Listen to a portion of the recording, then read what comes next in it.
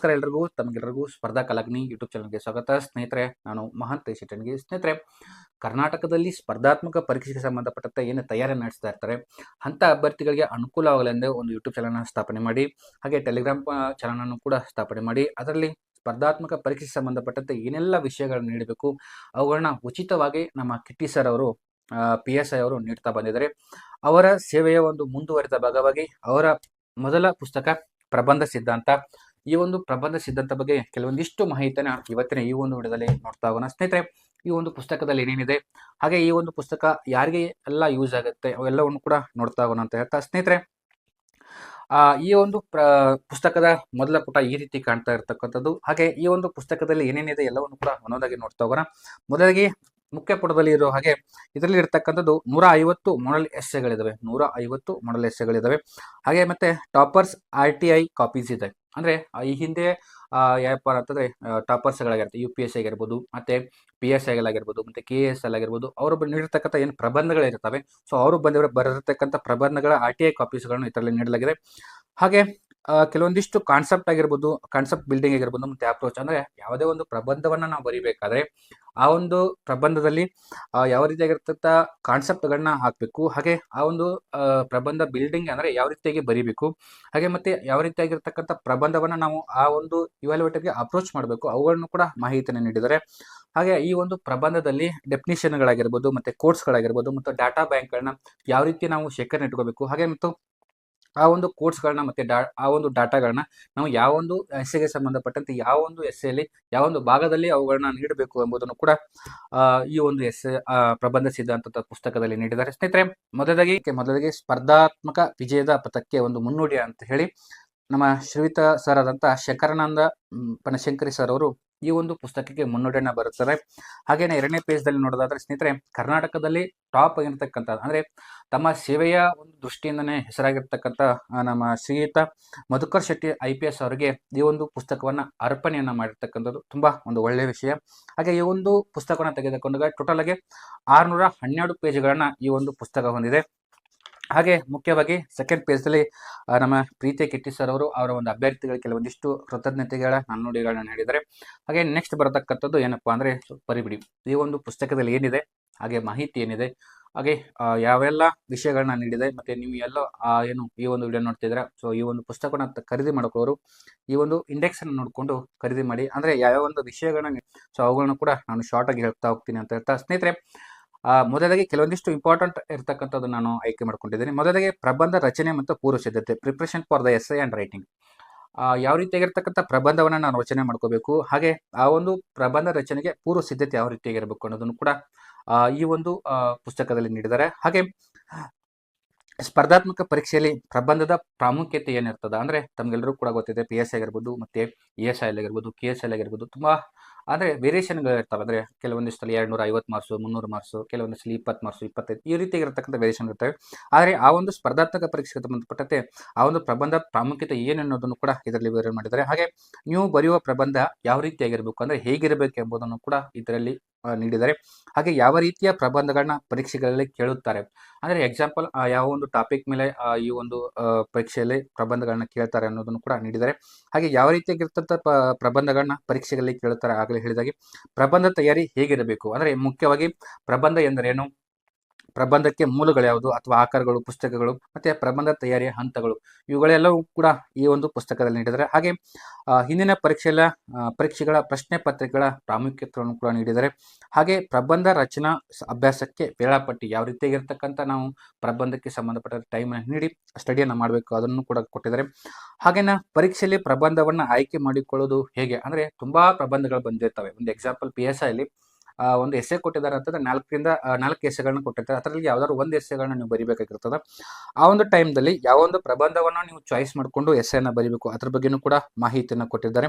ಹಾಗೆ ಪ್ರಬಂಧ ಯೋಜನೆ ಆಗಿರ್ಬೋದು, ಮುನ್ನೋಟ, ಮತ್ತೆ ಮೈಂಡ್ ಮ್ಯಾಪ್ ಯಾವ ರೀತಿಯಾಗಿರಬೇಕು, ಈ ಒಂದು ಪ್ರಬಂಧ ರಚನೆ ಮಾಡಬೇಕಾದ್ರೆ ಅದನ್ನು ಕೂಡ ಕೊಟ್ಟಿದ್ದಾರೆ. ಹಾಗೆ ಉತ್ತಮ ಪ್ರಬಂಧವೊಂದರ ಗುಣಲಕ್ಷಣಗಳು ಮತ್ತೆ ಉತ್ತಮ ಪ್ರಬಂಧ ಬರೆಯುವುದು ಹೇಗೆ ಎಂಬುದರ ಮಾಹಿತಿಯನ್ನು ಕೂಡ ಇದರಲ್ಲಿ ನೀಡಿದ್ದಾರೆ. ಹಾಗೆ ಮೈಂಡ್ ಮ್ಯಾಪ್ ಕೂಡ ಇದೆ. ಯಾವ ರೀತಿಯಾಗಿರ್ತಕ್ಕಂಥ ಮೈಂಡ್ ಮ್ಯಾಪನ್ನು ಮಾಡ್ಕೋಬೇಕು, ಅಂದರೆ ರಫ್ ಆಗಿರ್ತಕ್ಕಂಥ ಮೈಂಡ್ ಮ್ಯಾಪನ್ನು ಯಾವ ರೀತಿಯಾಗಿ ಮಾಡಿಕೊಂಡು ನಾವು ಎಸ್ಸೆಯನ್ನು ಬರೀಬೇಕು ಅನ್ನೋದನ್ನು ಕೂಡ ಕೊಟ್ಟಿದ್ದಾರೆ. ಹಾಗೆ ಇನ್ನು ಪರೀಕ್ಷೆಯಲ್ಲಿ ಪ್ರಬಂಧಗಳನ್ನ ಆಯ್ಕೆ ಮಾಡೋದು ಹೇಗೆ, ಅಂದರೆ ಯಾವ ಒಂದು ಪ್ರಬಂಧವನ್ನು ಆಯ್ಕೆ ಮಾಡ್ಕೋಬೇಕು, ಯಾವ ರೀತಿಯಾಗಿರ್ತಕ್ಕಂಥ ಆಯ್ಕೆ ಮಾಡ್ಕೋಬೇಕು ಅನ್ನೋದನ್ನು ಕೂಡ ಕೊಟ್ಟಿದ್ದಾರೆ. ಹಾಗೆ ಪ್ರಬಂಧದಲ್ಲಿ ಮುಖ್ಯವಾಗಿ ಏನಿರಬೇಕು ಮತ್ತು ಏನಿರಬಹುದು. ಆಗಲೇ ಹೇಳಿದಾಗೆ ತುಂಬ ಒಂದು ಪ್ರಬಂಧ ಅಂತಂದರೆ ಅದರಲ್ಲಿ ನಾವು ಏನೋ ರೀತಿಯಾಗಿ ಗೊಳಗಳು ಬರೆದ್ರೆ ಅವ್ರು ಯಾರೋ ಇವಾಲ್ಯೂಟರ್ ಏನಾಗಿಲ್ಲ, ಅಂದರೆ ಕರೆಕ್ಟ್ ಆಗಿರ್ತಕ್ಕಂಥ ಮಾರ್ಕ್ಸ್ಗಳನ್ನ ನೀಡಲ್ಲ. ಸೊ ಅದಕ್ಕೆ ಏನು ಮಾಡ್ತಾರೆ ಅಂತಂದರೆ ಈ ಒಂದು ಪ್ರಬಂಧದಲ್ಲಿ ಏನೇನಿರಬೇಕು ಮತ್ತು ಏನಿರ್ಬೋದು ಎಂಬುದನ್ನು ಮಾಹಿತಿಯನ್ನು ಕೂಡ ಕೊಟ್ಟಿದ್ದಾರೆ. ಹಾಗೆ ಎಷ್ಟು ಪ್ರಬಂಧಗಳಿಗೆ ನಾವು ತಯಾರಿಯನ್ನು ನಡೆಸಬೇಕು ಅಂತಂದರೆ ಮುಂಬರುವಂಥ ಯಾವುದೇ ಒಂದು ಪರೀಕ್ಷೆಗೆ ಸಂಬಂಧಪಟ್ಟಂತೆ ಏನು ಪ್ರಬಂಧ ವಿಷಯ ಅಂತ ನಿಮ್ಮ ಒಂದು ಸ್ಪರ್ಧಾತ್ಮಕ ಪರೀಕ್ಷೆಗೆ ಸಂಬಂಧಪಟ್ಟಂತೆ ಆ ಒಂದು ವಿಷಯ ಇತ್ತಂತಂದರೆ ನೀವು ಎಷ್ಟು ಒಂದು ಪ್ರಬಂಧಗಳಿಗೆ ನೀವು ಪ್ರಿಪ್ರೇಷನ್ ಆಗಿರಬೇಕು ಎಂಬುದನ್ನು ಕೂಡ ಕೊಟ್ಟಿದ್ದಾರೆ. ಹಾಗೆ ಪ್ರಬಂಧದ ಬರವಣಿಗೆಗಳ ಮಾರ್ಗಸೂಚನೆಯನ್ನು ಕೂಡ ಕೊಟ್ಟಿದ್ದಾರೆ. ಹಾಗೆ ಇನ್ನು ಮುಖ್ಯವಾಗಿ ಬರೋದಾದ ಸ್ನೇಹಿತರೆ, ಈ ಹಿಂದೆ ಪರೀಕ್ಷೆಯಲ್ಲಿ ಕೇಳಿರ್ತಕ್ಕಂಥ ಪ್ರಬಂಧ ಪ್ರಶ್ನೆ ಪತ್ರಿಕೆಗಳ ಪ್ರಬಂಧಗಳು ಅಂದರೆ ಪ್ರೀವಿಯಸ್ ಕ್ವಶನ್ ಪೇಪರ್ಗಳನ್ನ ಕೊಟ್ಟಿದ್ದಾರೆ. ಅಂದರೆ ಯಾವ ಒಂದು ಎಕ್ಸಾಂಪಲ್ KS ಆಗಿರ್ಬೋದು, PS ಆಗಿರ್ಬೋದು ಮತ್ತು UPSC ಆಗಿರ್ಬೋದು, ಈ ಹಿಂದೆ ಕೇಳಿರ್ತಕ್ಕಂಥ ಅಂದರೆ PS ಅಲ್ಲಿ ಈ ಹಿಂದೆ ಯಾವೆಲ್ಲ ಎಸ್ಸೆಗಳನ್ನ ಕೇಳಿದ್ದಾರೆ, ಹಾಗೆ KS ಅಲ್ಲಿ ಯಾವೆಲ್ಲ ಎಸ್ಸೆಗಳನ್ನ ಕೇಳಿದ್ದಾರೆ ಮತ್ತು UPSC ಅಲ್ಲಿ ಯಾವೆಲ್ಲ ಎಸ್ಸೆಗಳನ್ನ ಕೇಳಿದ್ದಾರೆ ಅನ್ನೋದು ಕೂಡ ಈ ಒಂದು ಬುಕ್ಸ್ನಲ್ಲಿ ಇದೆ. ಹಾಗೇನ SSC ಅಭ್ಯರ್ಥಿಗಳ ಉತ್ತರ ಪತ್ರಿಕೆಗಳು ಅಂದರೆ ಆಗಲೇ ಹೇಳಿದಾಗೆ RTI ಕಾಪೀಸ್ ಅಂತಂದರೆ KS ಆಗಿರ್ಬೋದು, PS ಆಗಿರ್ಬೋದು ಮತ್ತು RSI ಇನ್ನಿತರ ಹಲವಾರು ಅಭ್ಯರ್ಥಿಗಳ RTI ಕಾಪೀಸ್ಗಳು ಕೂಡ ಈ ಒಂದು ಪುಸ್ತಕದಲ್ಲಿದೆ. ಅಂತಂದರೆ ಅದರಲ್ಲಿ ಯಾವ ರೀತಿಯಾಗಿರ್ತಕ್ಕಂಥ ಮೈಂಡ್ ಸೆಟ್ಟನ್ನು ನೀವು ಹೊಂದಿರಬೇಕು ಮತ್ತು ಅವರು ಯಾವ ರೀತಿಯಾಗಿರ್ತಕ್ಕಂಥ ಎಸ್ಸೆನ ಆ ಒಂದು ಸಮಯದಲ್ಲಿ ಅಂತಂದರೆ ಎಕ್ಸಾಮ್ ಹಾಲಲ್ಲಿ ಹೋಗಿ ಬರೆಯುವ ಮೆಥಡ್ಗಳೇ ಬೇರೆ, ನೀವು ನಾರ್ಮಲ್ ಆಗಿ ಮನೆಯಲ್ಲಿ ಕುಂತು ಪ್ರಾಕ್ಟೀಸ್ ಮಾಡುವಾಗ ಬರೋ ಪ್ರಬಂಧಗಳು ಬೇರೆ. ಆ ರೀತಿ ಇರೋದ್ರಿಂದ ಯಾವ ರೀತಿ ಎಸ್ಸೆಗಳನ್ನ ಅವರು ಬರೆದಿದ್ದಾರೆ ಮತ್ತು ಆ ಒಂದು ಎಸ್ಸೆಗಳನ್ನ ನೋಡೋದ್ರಿಂದ ನಮಗೆ ಯಾವ ರೀತಿ ನಾವು ಎಸ್ಸೆಗಳನ್ನ ಬರೀಬೇಕು ಅವುಗಳು ಕೂಡ ನಿಮ್ಗೆ ಏನಾಗುತ್ತೆ ಅಂತಂದರೆ ಈ ಒಂದು RTI ಕಾಪೀಸ್ಗಳು ನೋಡೋದ್ರಿಂದ ಏನಾಗುತ್ತೆ ನಿಮಗೆ ಅರ್ಥ ಆಗ್ತಾ ಹೋಗ್ತದೆ. ಹಾಗೆ ಇನ್ನು SSC ಅಭ್ಯರ್ಥಿಗಳ ಮಾದರಿ ಪ್ರಬಂಧಗಳು UPSC ಅಭ್ಯರ್ಥಿಗಳಾಗಿರತಕ್ಕಂಥವು ಅವುಗಳು ಬರೆದಿರ್ತಕ್ಕಂಥ ಮಾದರಿ ಪ್ರಬಂಧಗಳಿರ್ಬೋದು, ಹಲವಾರು ಮಾದರಿ ಪ್ರಬಂಧಗಳಿದ್ದಾವೆ. ಹಾಗೇನ ಮುಖ್ಯವಾಗಿರ್ತಕ್ಕಂಥದ್ದು ಏನಪ್ಪ ಅಂದರೆ ವಿಷಯ ಆಧಾರಿತ ಪ್ರಮುಖ ಮಾದರಿ ಪ್ರಬಂಧಗಳು, topic wise based important model essays. ಏನು ಈಗಾಗಲೇ ಹೇಳಿದೆ 150ಕ್ಕಿಂತ ಹೆಚ್ಚು ಪ್ರಬಂಧಗಳನ್ನು ಇದರಲ್ಲಿ ನೀಡಲಾಗಿದೆ. ಅದರಲ್ಲಿ ಮುಖ್ಯವಾಗಿ ನಾನು ಕೆಲವೊಂದಿಷ್ಟು ಮಾಹಿತಿಗಳನ್ನು ಹೇಳಿದರೆ ಮುಖ್ಯವಾಗಿ ಬರ್ತಕ್ಕಂಥದ್ದು ಅತಿ ಹೆಚ್ಚು ಪ್ರಶ್ನೆಗಳನ್ನ ಕೇಳ್ತಕ್ಕಂಥದ್ದು ಅಂದರೆ ಮೇನ್ ಆಗಿ ಪರಿಸರ ಸಂರಕ್ಷಣೆ ಮತ್ತು ಸುಸ್ಥಿರ ಅಭಿವೃದ್ಧಿ ಸಂಬಂಧಿಸಿದ ಪ್ರಬಂಧಗಳು, ಇದರ ಬಗ್ಗೆಯೂ ಕೂಡ ಇದರಲ್ಲಿ ಮಾಹಿತಿ ನೀಡಿದ್ದಾರೆ. ಹಾಗೆಯೇ ಸಾಮಾಜಿಕ ಸಮಸ್ಯೆಗಳಿಗೆ ಸಂಬಂಧಪಟ್ಟಂಥ ಪ್ರಬಂಧಗಳು ಕೂಡ ಇದೆ. ಹಾಗೆಯೇ ವಿಜ್ಞಾನ ಮತ್ತು ತಂತ್ರಜ್ಞಾನಕ್ಕೆ ಸಂಬಂಧಪಟ್ಟಂಥ ಪ್ರಬಂಧಗಳನ್ನು ಕೂಡ ನೀಡಿದ್ದಾರೆ. ಹಾಗೆ ಇನ್ನು ರಾಷ್ಟ್ರೀಯ ಮತ್ತು ಅಂತಾರಾಷ್ಟ್ರೀಯ ಪ್ರಚಲಿತ ಘಟನೆಗಳಿಗೆ ಸಂಬಂಧಪಟ್ಟಂಥ ಪ್ರಬಂಧಗಳನ್ನು ಕೂಡ ನೀಡಿದ್ದಾರೆ. ಹಾಗೆ ಮುಖ್ಯವಾಗಿ UPSC ಮಾದರಿಯಲ್ಲಿ ಕೇಳ್ತಕ್ಕಂಥ ಅಂದರೆ ತತ್ವಶಾಸ್ತ್ರ ಮತ್ತು ನೈತಿಕತೆಗೆ ಸಂಬಂಧಪಟ್ಟಂತೆ ಏನು ಪ್ರಬಂಧಗಳನ್ನ ಕೇಳ್ತಾರೆ, ಸೊ ಅವುಗಳನ್ನು ಕೂಡ ಇದರಲ್ಲಿ ನೀಡಿದ್ದಾರೆ. ಇನ್ನು ನಮ್ಮ ಕರ್ನಾಟಕಕ್ಕೆ ಸಂಬಂಧಪಟ್ಟಂತೆ ಪೊಲೀಸ್ ಕಾನ್ಸ್ಟೇಬಲ್ PSIಗೆ ಸಂಬಂಧಪಟ್ಟಂತೆ ತಯಾರು ನಡೆಸುತ್ತ ಅಭ್ಯರ್ಥಿಗಳಿಗೆ ಪೊಲೀಸ್ ಇಲಾಖೆಗೆ ಸಂಬಂಧಪಟ್ಟಂಥ ಪ್ರಬಂಧಗಳನ್ನು ಕೂಡ ಕೊಟ್ಟಿದ್ದಾರೆ. ಇನ್ನು ಮುಖ್ಯವಾಗಿ ಹಿಂದಿನ ಪರೀಕ್ಷೆಯಲ್ಲಿ ಕೇಳಿರುವ ಪ್ರಬಂಧಗಳು ಅಂತಂದರೆ UPSC ಆಗಿರ್ಬೋದು, KS ಆಗಿರ್ಬೋದು ಮತ್ತು PS ಆಗಿರ್ಬೋದು, ಯಾವ್ಯಾವ ವಿಷಯಗಳಲ್ಲಿ ಯಾವೆಲ್ಲ ಪ್ರಬಂಧಗಳನ್ನ ಕೇಳಿದ್ದಾರೆ ಅವುಗಳನ್ನು ಕೂಡ ಇದರಲ್ಲಿ ಮೆನ್ಷನ್ ಮಾಡಿದ್ದಾರೆ.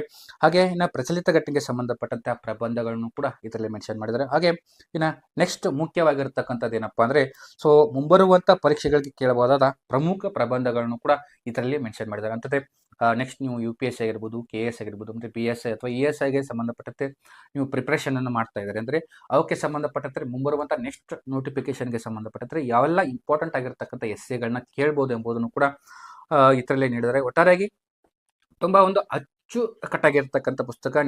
ಯಾವ ರೀತಿಯಾಗಿರ್ತಂತಂದರೆ PSI ಆಗಿರ್ಬೋದು, KS ಆಗಿರ್ಬೋದು ಮತ್ತು UPSCಗೆ ಸಂಬಂಧಪಟ್ಟಂತೆ ನೀವು ಪ್ರಿಪ್ರೇಷನ್ ನಡೆಸ್ತಾ ಇದ್ದಾನೆ.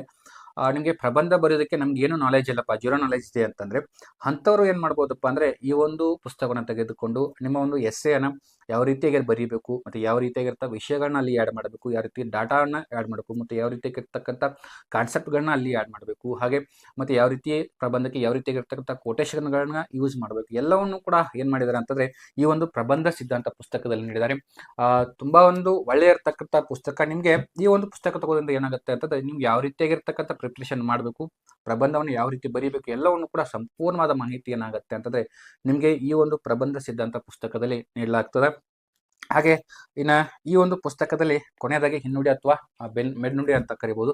ನಮ್ಮ ವಿಶ್ವಾಸ್ ಸರ್ ಅವರು ಬರೀತಕ್ಕಂಥ ವಿಶ್ವಾಸ್ ಸರ್ ವಿ ಕಿಂಗ್ಡಮ್ ಅಂತ ಹೆಸರುವಾಸಿಯಾಗಿರ್ತಕ್ಕಂಥ ವಿಶ್ವಾಸ್ ಸರ್ ನಮ್ಮ ಪ್ರೀತಿಯ ಗುರುಗಳು. ಅವರು ಕೂಡ ಈ ಒಂದು ಪುಸ್ತಕಕ್ಕೆ ಹಿನ್ನುಡಿಯನ್ನು ಬರೆದಿರ್ತಕ್ಕಂಥದ್ದು ತುಂಬ ಚೆನ್ನಾಗಿರ್ತಕ್ಕಂಥ ಹಿನ್ನುಡಿಯನ್ನು ಬರೆದಿದೆ. ಅವರ ಪ್ರೀತಿ ಆಗಿರ್ಬೋದು, ಅವರ ಮೇಲಿರ್ತಕ್ಕ ಕಾಳಜಿ ಎಲ್ಲವೂ ಕೂಡ ಈ ಒಂದು ಪುಸ್ತಕದ ಹಿನ್ನುಡಿಯಲ್ಲಿ ಎದ್ದು ಕಾಣ್ತಾ ಇದೆ. ಪ್ರಿಪ್ರೇಷನ್ ಮಾಡ್ತಾರೆ ಅಂಥವ್ರು ಈ ಒಂದು ಪುಸ್ತಕನ ತೆಗೆದುಕೊಂಡು ಓದಿದರೆ ತುಂಬ ಒಳ್ಳೆಯ ಇರ್ತಕ್ಕಂಥ ಪುಸ್ತಕ. ಹಾಗೆ ನಿಮಗೆ ಈಗಲೇ ಹೇಳಿದಾಗೆ 150ಕ್ಕಿಂತ ಹೆಚ್ಚು ಮಾಡಲ್ ಎಸ್ಸೆಗಳನ್ನು ಕೂಡ ಕೊಟ್ಟಿದ್ದಾರೆ. ನೀವು ಬೇಕಾದರೆ ಅಲ್ಲಿ ಇರ್ತಕ್ಕಂಥ ಎಸ್ಸೆಗಳು ಯಾವ ರೀತಿ ಕೊಟ್ಟಿದ್ದಾರೆ, ಮತ್ತು ನಾವು ಏನಾದರೂ ಚೇಂಜಸ್ ಮಾಡ್ಕೋಬೇಕಾ, ನಾವು ಯಾವ ರೀತಿ ಬರೀಬೇಕು, ಅವುಗಳನ್ನು ಕೂಡ ಇದರಲ್ಲಿ ಮಾಹಿತಿಯನ್ನು ನೀಡಿದ್ದಾರೆ. ಈ ಒಂದು ಪುಸ್ತಕ ಈಗಾಗಲೇ ಮಾರ್ಕೆಟಲ್ಲಿ ಬಂದಿದೆ. ಯಾರಿಗೆ ಬೇಕನ್ಸಿದವರು ಈ ಒಂದು ಪುಸ್ತಕನ ಖರೀದಿ ಮಾಡ್ಬೋದು. ಇಲ್ಲ ಅಂತಂದರೆ ಕೆಳಗಡೆ ಡಿಸ್ಕ್ರಿಪ್ಷನ್ ಬಾಕ್ಸ್ನಲ್ಲಿ ನಂಬರನ್ನು ಹಾಕಿದ್ದೀನಿ, ಬೇಕಾದರೆ ಅಲ್ಲಿ ನಂಬರ್ ಕರೆ ಮಾಡೋದ್ರ ಮೂಲಕ ಏನು ಮಾಡ್ಬೋದು, ಡೈರೆಕ್ಟ್ ಅಂಚೆ ಮೂಲಕ ನಿಮ್ಮ ಮನೆಗೆ ಈ ಒಂದು ಪುಸ್ತಕವನ್ನು ಖರೀದಿ ಮಾಡ್ಬೋದು. ಇಲ್ಲ ಅಂತಂದರೆ ಅಮೆಜಾನಲ್ಲೂ ಕೂಡ ಲಭ್ಯವಿದೆ. ಹಾಗೆ ಇನ್ನಿತರ ಮಾರ್ಕೆಟಲ್ಲೂ ಕೂಡ ಈ ಒಂದು ಪುಸ್ತಕ ಲಭ್ಯವಿದೆ. ಒಟ್ಟಾರೆಯಾಗಿ ಹೇಳೋದಾದ್ರೆ ಸ್ನೇಹಿತರೆ, ಪ್ರಬಂಧ ಸಿದ್ಧಾಂತ ಕಿಟ್ಟಿ ಸರ್ PSI ಅವರು ಬರೆದಿರ್ತಕ್ಕಂಥ ಒಂದು ಅತ್ಯುತ್ತಮ ಪುಸ್ತಕ. ಏನು ನೆಕ್ಸ್ಟ್ ಇರ್ತಕ್ಕಂಥ UPSC ಆಗಿರ್ಬೋದು, KS ಆಗಿರ್ಬೋದು, ಮತ್ತು PSI ಆಗಿರ್ಬೋದು, ಇವುಗಳಿಗೆಲ್ಲವೂ ಕೂಡ ಈ ಒಂದು ಪ್ರಬಂಧ ಸಿದ್ಧಾಂತ ಪುಸ್ತಕ ತುಂಬ ಯೂಸ್ಫುಲ್ ಆಗುತ್ತೆ ಅಂತ ಹೇಳ್ತಾ ಸ್ನೇಹಿತರೆ, ಒಟ್ಟಾರೆಯಾಗಿ ಒಂದು ವಿಷಯನ ಹೇಳೋಕೆ ಇಷ್ಟಪಡ್ತೀನಿ. ತುಂಬ ಒಳ್ಳೆಯ ಇರ್ತಕ್ಕಂಥ ಪುಸ್ತಕ. ನಿಮ್ಗೆ ಈಗಾಗಲೇ ಹೇಳಿದಾಗೆ ಜಾಸ್ತಿ ಪದೇ ಪದೇ ಹೇಳೋ ಅವಶ್ಯಕತೆ ಇಲ್ಲ. ಯಾರಿಗೆ ಪ್ರಬಂಧ ಬರೆಯೋದಕ್ಕೆ ಏನು ಗೊತ್ತಿಲ್ಲ ಸರ್ ಅನ್ನೋರು ಏನು ಮಾಡ್ಬೋದಪ್ಪ ಅಂತಂದರೆ ಈ ಒಂದು ಪುಸ್ತಕವನ್ನು ತೆಗೆದುಕೊಂಡು ಓದ್ಬೋದು. ಇನ್ನು ಕೊನೆಯದಾಗಿ ಕೆಲವೊಂದಿಷ್ಟು ಪುಸ್ತಕಗಳು ಬರ್ತವೆ. ಯಾವ ರೀತಿ ಅಂತಂದ್ರೆ ಸ್ನೇಹಿತರೆ, ನೀವು ಆ ಒಂದು ಪುಸ್ತಕವನ್ನು ತಗೊಂಡು ಆ ಒಂದು ಪುಸ್ತಕನ ಓದಿ ಏನು ಮಾಡಬೇಕಂದ್ರೆ ನೆನಪಿಟ್ಕೋಬೇಕು. ಆದರೆ ಈ ಪುಸ್ತಕ ಯಾವ ರೀತಿ ಇದೆ ಅಂತಂದರೆ, ಈ ಒಂದು ಪುಸ್ತಕನ ತೆಗೆದುಕೊಂಡು ಓದಿ ಇಲ್ಲಿ ಇರ್ತಕ್ಕಂಥ ವಿಷಯಗಳನ್ನ ನೀವು ಅರ್ಥ ಮಾಡಿಕೊಂಡು ನಿಮ್ಮ ಒಂದು ಏನಪ್ಪ ಅಂದರೆ ಇದರಲ್ಲೇ ರೂಢಿಸ್ಕೊಳ್ಬೇಕು. ಯಾವ ರೀತಿ ಅಂದರೆ, ಎಕ್ಸಾಂಪಲ್ ನೀವು ಈ ಒಂದು ಪುಸ್ತಕವನ್ನು ಓದಿದ್ರೆ ಮುಗಿಯೋದಿಲ್ಲ ಕೆಲಸ. ಯಾಕಂದರೆ ಎಲ್ಲದೇ ಇರ್ತಕ್ಕಂಥ ಕಾನ್ಸೆಪ್ಟ್ಗಳನ್ನ ಯಾವ ರೀತಿ ಬರೆದಿದ್ದಾರೆ, ಎಸ್ಸೆಗಳನ್ನ ಯಾವ ರೀತಿ ಬರೀಬೇಕು, ಯಾವ ರೀತಿ ವಿಭಜನೆ ಮಾಡಬೇಕು, ಎಲ್ಲವನ್ನು ಕೂಡ ನೀವು ಏನು ಮಾಡಬೇಕಂದ್ರೆ ಓದಿ ಅರ್ಥ ಮಾಡಿಕೊಂಡು ತದನಂತರದಲ್ಲಿ ಏನು ಮಾಡಬೇಕಂದ್ರೆ ಅದನ್ನು ರೂಢಿಗೆ ತರಬೇಕು. ಇದು ಈ ಒಂದು ಪುಸ್ತಕದ ಮುಖ್ಯ ಉದ್ದೇಶ ಆಗಿರೋದು ಅಂತ ನಮಗೆ ಕಂಡು ಬರ್ತದೆ.